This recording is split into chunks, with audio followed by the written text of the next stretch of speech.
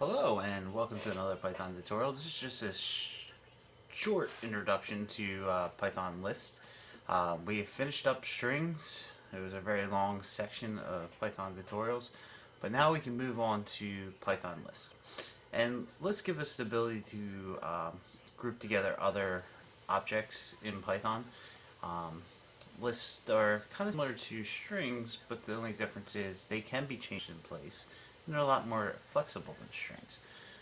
Lists contain other objects like strings, numbers, um, other lists, tuples, dictionaries, and so on.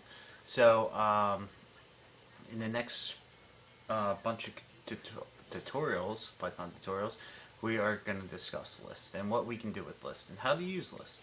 So stay tuned, and we'll be popping out these tutorials shortly. Don't forget to like the video and subscribe.